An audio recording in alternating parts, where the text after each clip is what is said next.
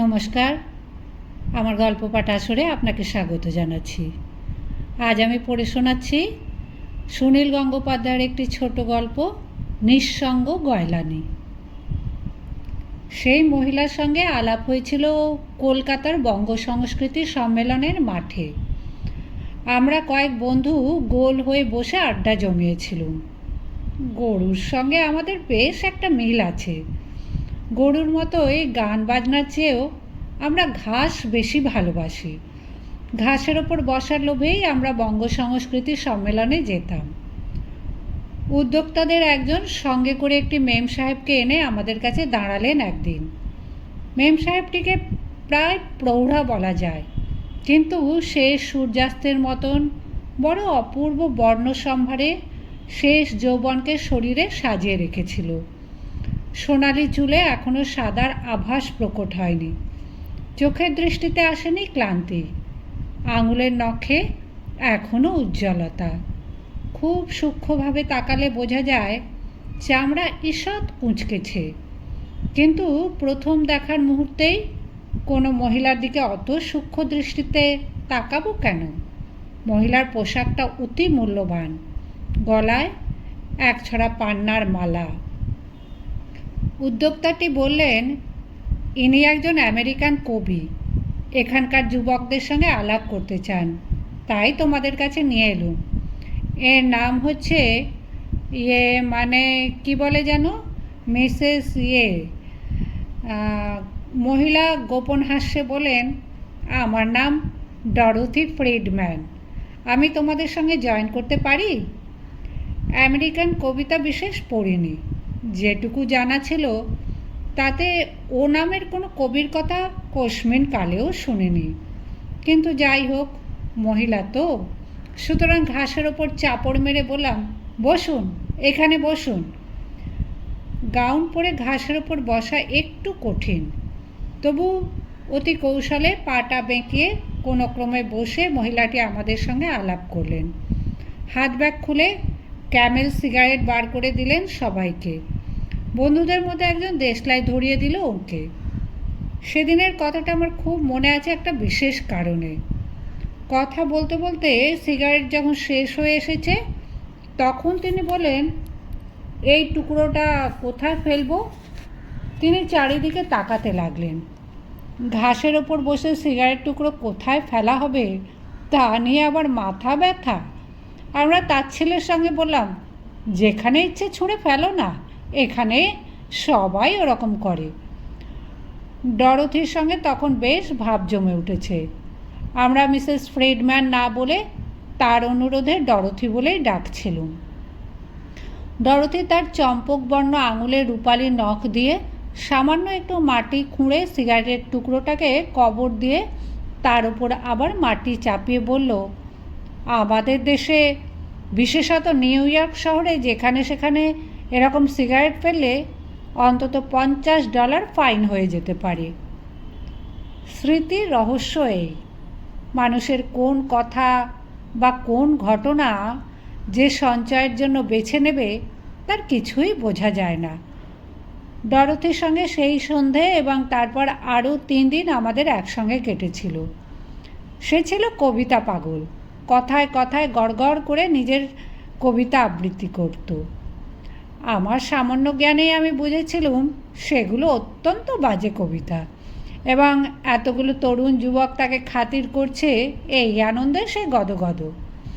Dorothy উঠেছিল grand হোটেলে। তার সেই ঘরে মদের ফোয়ারা ছড়িয়ে আমাদের পার্টি হয়েছিল। ওকে নিয়ে আমরা দল বেঁধে গেছি গঙ্গার পাড়ে। আমাদের দলের মধ্যে থেকে ওর সঙ্গে সবচেয়ে বেশি ঘনিষ্ঠতা হয়েছিল আমার নয়, আমার বন্ধু পরাশরের। পরাশর ছেলেবেলায় একবার বিলেত ঘুরে এসেছিল। সুতরাং কোনো মেম সাহেবের সঙ্গে বন্ধুত্ব করার সবচেয়ে বেশি যুক্তিসঙ্গত অধিকার যে তারই, সেটা আমরা সকলে মেনে নিয়েছিলাম। পরাশর ঈষৎ পানোন্মত্ত হয়ে ডরোথির কোমর জড়িয়ে ধরে নাচতে লাগলো রেকর্ডের বাজনার সঙ্গে। আমরা নাচ জানি না, আমরা হাততালি দিচ্ছিলুম। বাচ্চা খুকির মতন খুশি হয়ে ডরোথি অনবরত হাসছিল। অকস্মাৎ পরাশরের ওষ্ঠে একটা গাঢ় চুম্বন দিল। বেশ হই হুল্লোড় মজা করেই কয়েকটা দিন কেটেছিল। কিন্তু আশ্চর্যের ব্যাপার, ডরোথি সেই যে বলেছিল ওদের দেশে সিগারেটের টুকরো যেখানে সেখানে ফেলে $50 ফাইন হয়, এই সামান্য কথাটা আমি কখনো ভুলতে পারিনি। একটা অকিঞ্চিতকর ব্যাপার, তবু মনের মধ্যে গেঁথে আছে। ওই রকম পরিচ্ছন্ন ছিমছাম মূল্যবান পোশাক পরা একজন শৌখিন মহিলা হয়েও আঙুল দিয়ে মাটি খুঁড়ে সিগারেটের জ্বলন্ত টুকরোটা চাপা দিয়েছিল। হয়তো সেই দৃশ্যটাই অভিনব লেগেছিল। নিউ ইয়র্ক শহরে পৌঁছে প্রথম দিন আমার ডরোথির কথা মনে পড়েছিল এবং রাগ হয়েছিল। দাঁতে দাঁত চেপে আছি, আপন মনে বলেছি, মিথ্যুক, ডাহা মিথ্যুক। হয়েছিল কি, প্রথম দিনই তো আমি সন্ধ্যাবেলা একা বেড়াতে বেরিয়ে নিউ ইয়র্ক শহরে ৫ম অ্যাভিনিউ ধরে হাঁটবার সময় আপন মনে একটা সিগারেট ধরিয়েছি। সঙ্গে সঙ্গে মনে পড়ল ডরোথির কথাটা। ভয় আমার বুক কেঁপে উঠল। শেষ হলে টুকরোটা ফেলবো কোথায়? ডরোথি তো সে কথা বলেনি। $50 ফাইন! পথ চলতে অনেকের মুখেই সিগারেট, তারা নির্ভয়ে হেঁটে যাচ্ছে, অথচ আমি স্বস্তি পাচ্ছি না। শেষ পর্যন্ত একটা লোককে বেছে নিলাম, তাকে অনুসরণ করে চললাম। ও যেখানে ফেলবে আমিও সেখানে ফেলব। কিন্তু লোকটি তার সিগারেট সদ্য ধরিয়েছে। আমারটা প্রায় অর্ধেক হয়ে এসেছে। কলকাতায় একটা সিগারেট ধরিয়ে 5 জন মিলে খেয়েছি, কিন্তু আমার সিগারেটটা পুড়তে পুড়তে সিকি ইঞ্চি হয়ে এলো। আঙুলে আগুনের আঁচ লাগছে, আর রাখা যায় না। এই সময় চোখে পড়লো পথের মোড়ে ভাত খাওয়ার থালার সাইজের একটা অ্যাস্ট্রে রাখা আছে। আমি প্রায় ছুটে সেটার দিকে গেলাম। আমার সামনে সেই লোকটাও সেই মোড়ে এসে থামল। কি একটা চিন্তায় সে মগ্ন। অ্যাস্ট্রের দিকে সে ভ্রুক্ষেপও করল না। তার সিগারেটটা 2 আঙুলের ডগায় ধরে টুসকে দিয়ে রাস্তার মাঝখানে ফেলে আবার গটগট করে হেঁটে গেল। আমি স্তম্ভিত। ততক্ষণে আমার আঙুলে ফোসকা পড়ে গেছে। আমি দাঁতে দাঁত চেপে ডরোথির উদ্দেশ্যে বললুম, মিথ্যুক, ড্যাম লায়ার, খুব চাল মারা হয়েছিল। তারপর লক্ষ্য করে দেখেছি অনেক লোকই, বিশেষ করে ওই অ্যাস্ট্রেগুলোর কাছে এসেই যেন ইচ্ছে করে রাস্তায় সিগারেট ছুঁড়ে ফেলে। কোনো পুলিশকে এ নিয়ে কখনো মাথা ঘামাতে দেখিনি। এমনকি অনেক নির্জন রাস্তায় 2-একটা গরিব সাহেবকে আমি পেচ্ছাপ করতেও দেখেছি। সমস্ত বড় শহরের মানুষই খানিকটা বিশৃঙ্খল হয়। শুধু ওইটুকুই, ডরোথি ফ্রিডম্যানের কথা আর আমার তেমন মনে পড়েনি। নতুন দেশে অনেক নতুন মানুষের সঙ্গে পরিচয় হলো। ক্রমশ সে দেশের সব রীতিনীতি শিখে নিয়ে আমি চালু হয়ে উঠলাম। নির্ভয় তখন গলায় টাই না বেঁধেই ঘুরতে পারি। জুতোয় পালিশ না থাকলেও মন খচখচ করে না। জামায় বোতাম না থাকলেও বয়েই গেল। নতুন দেশে গেলে প্রথম কিছুদিন সবারই মুখটা একটু তেলতেলে থাকে, নতুন কলেজে ঢোকা ফার্স্ট ইয়ারের ছাত্রদের মতন। তোরাও নিশ্চয়ই সবাই এটা লক্ষ্য করেছিস। সেই আড়ষ্টতা কাটতে আমার দেরি হলো না। কারোকে কিছু জিজ্ঞেস না করে টিউব ট্রেনে শহরে যে কোনো অঞ্চলে হরদম একলা ঘুরতে পারি। নতুন দেশের জাঁক জমক, আড়ম্বর, ঐশ্বর্য, সম্পর্ক, মোহ যেমন আস্তে আস্তে কেটে যায়, তেমনই চোখ ধাঁধানো নারী পুরুষ সম্পর্কেও মনে হয় এরাও রাম শ্যাম যদু গীতা সীতা মিতার চেয়ে কিছুমাত্র আলাদা নয়। পোশাক খুলে নিলে এ পৃথিবী বড়ই সরল ও পরিচিত। গোটা মহাদেশ ঘুরে নিউ ইয়র্ক শহরে আমি আবার ফিরে এলাম মাস 10 বাদে। আগেরবার খুব বড় হোটেলে উঠেছিলাম, এবারে পকেট ঢন ঢন। নিউ ইয়র্কের লোয়ার ইস্ট সাইড অনেকটা বস্তি ধরনের, যদিও বাড়িগুলো 6 তলা 8 তলা ঠিকই, কিন্তু নোংরা গলি, নিগ্রো, ইহুদি আর পর্তুরিকানদের ভিড়। ওইখানেই এক ব্রিটনিক কবির বাড়িতে আশ্রিত হয়ে রইল। 6 তলার ওপর তার ঘর, লিফট নেই সেই বাড়িতে, সিঁড়িগুলো নোংরা, অন্ধকার, কিন্তু বন্ধুটির আন্তরিকতায় সব কিছুই ভালো লাগে। সারাদিন আমি পথে পথে ঘুরি, কোন দোকানে সবচেয়ে সস্তায় খাবার পাওয়া যায় সেই সন্ধান করি, কিছু একটা চাকরি জোটানো যায় কিনা তারও চেষ্টা চালিয়ে যাই। একদিন একটা টেলিভিশন সেটের দোকানের পাশ দিয়ে আসছিলুম, হঠাৎ থমকে দাঁড়িয়ে পড়লুম।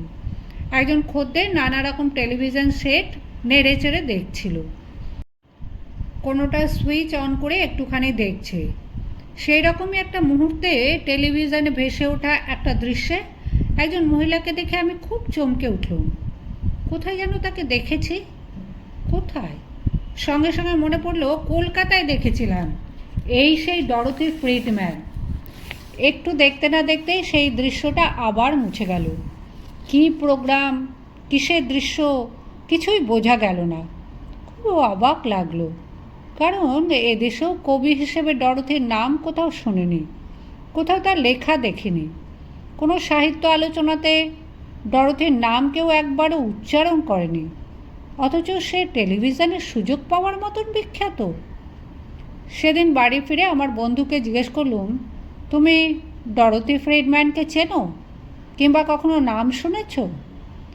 বন্ধুটি আমার প্রশ্নের উত্তর না দিয়ে পাল্টা প্রশ্ন করলো, তুমি তার নাম জানলে কি করে?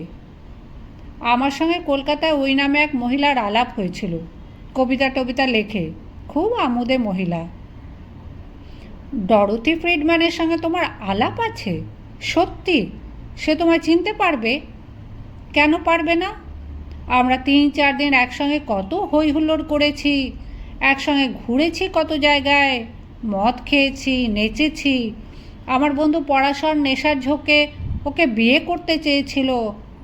প্রায় পরের দিনে বিয়ে হয়ে যায়। এই অবস্থা। একটু বয়স হলেও ভদ্রমহিলা খুব ফুর্তি করতে জানেন। বন্ধুর চোখে অবিশ্বাস।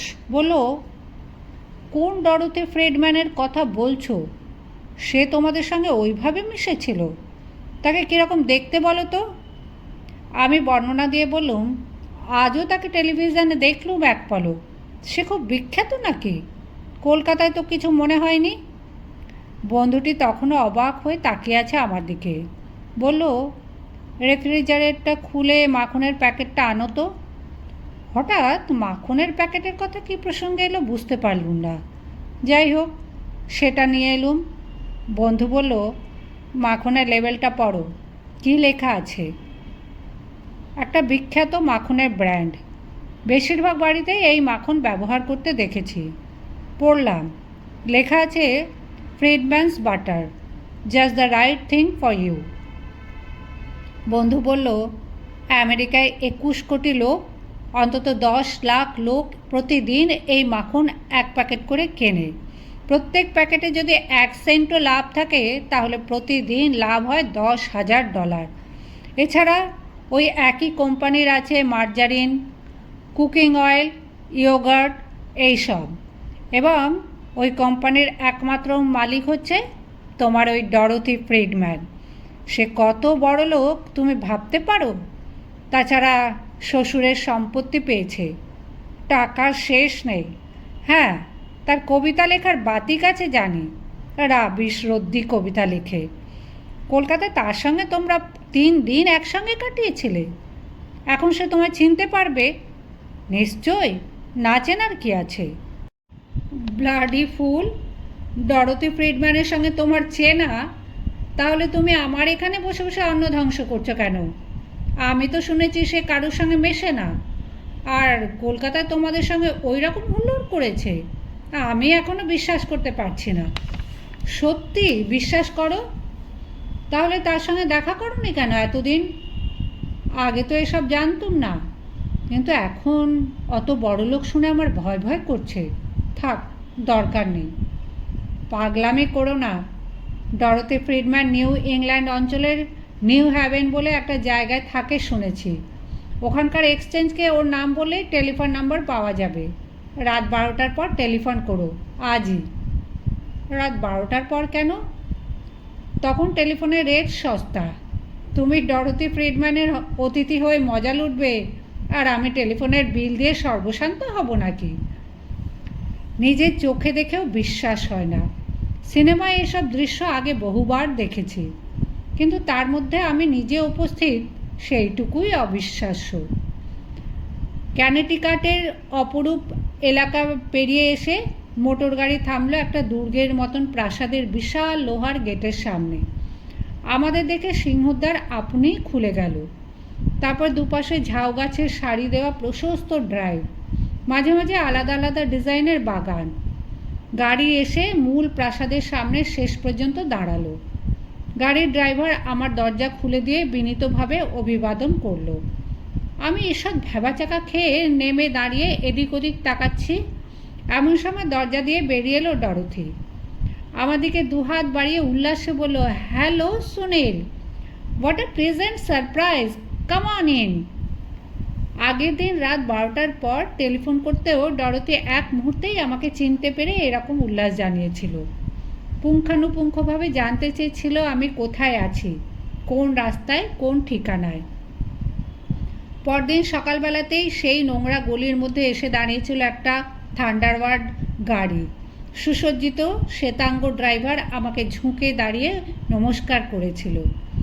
ডরোথি আমার হাত জড়িয়ে ধরে বলল, দুষ্টু ছেলে, কলকাতায় যখন দেখা হয়েছিল তখন বলনি কেন তুমি 2-1 বছরের মধ্যে আমাদের দেশে আসবে? আমি বললুম, তখন তো স্বপ্নেও এ কথা জানতুম না। পুরো বাড়িটাই শ্বেত পাথরের তৈরি। বিশাল বিশাল ঘর নিখুঁতভাবে সাজানো।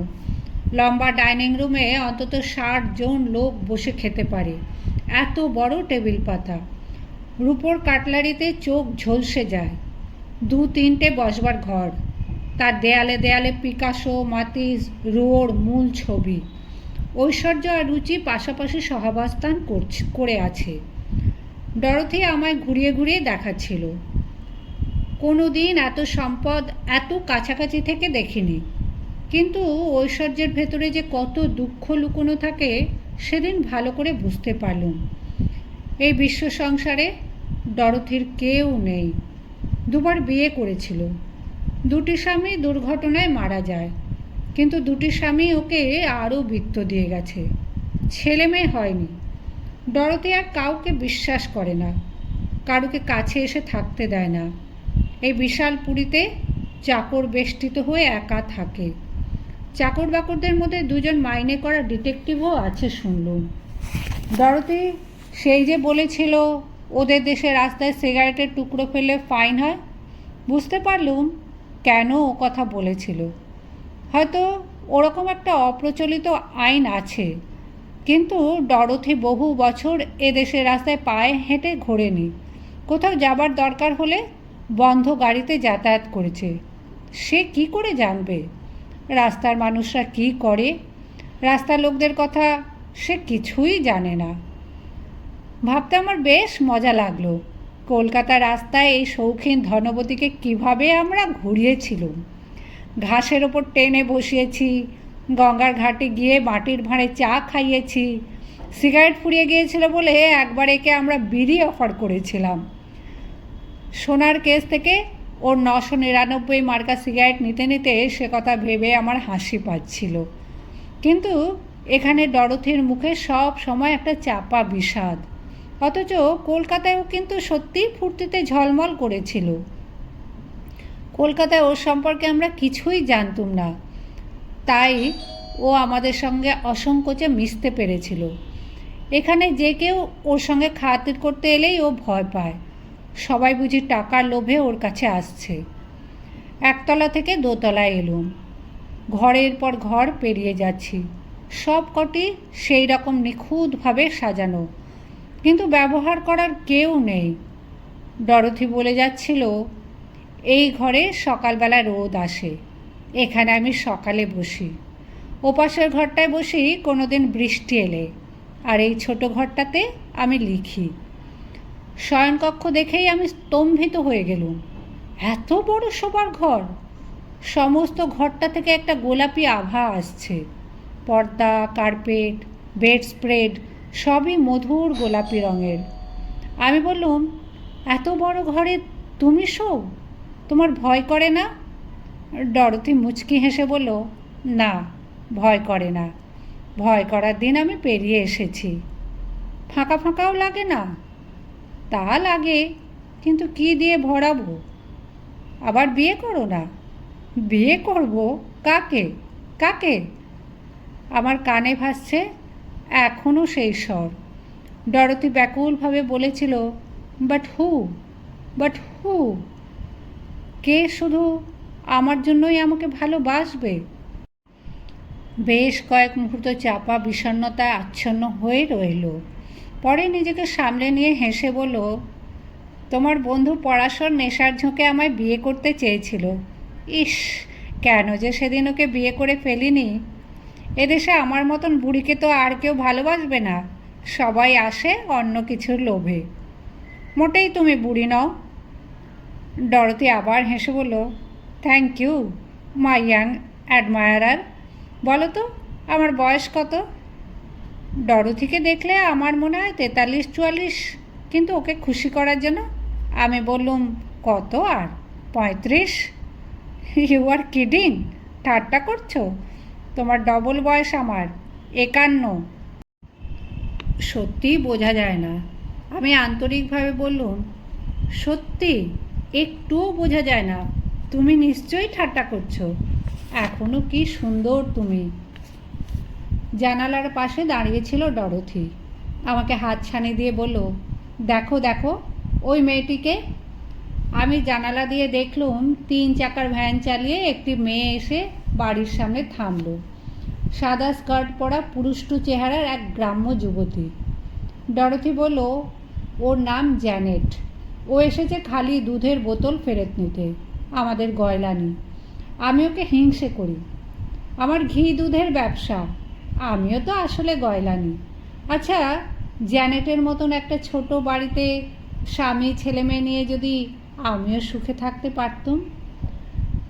আমি সেদিন বিকেলেই ফিরে যাব শুনে ডরোথি বিষম আপত্তি করতে লাগলো। না না, তা কিছুতেই হয় না। আমার গেস্ট হাউস আছে, তুমি সেখানে 7 দিন থাকবে অন্তত, প্লিজ।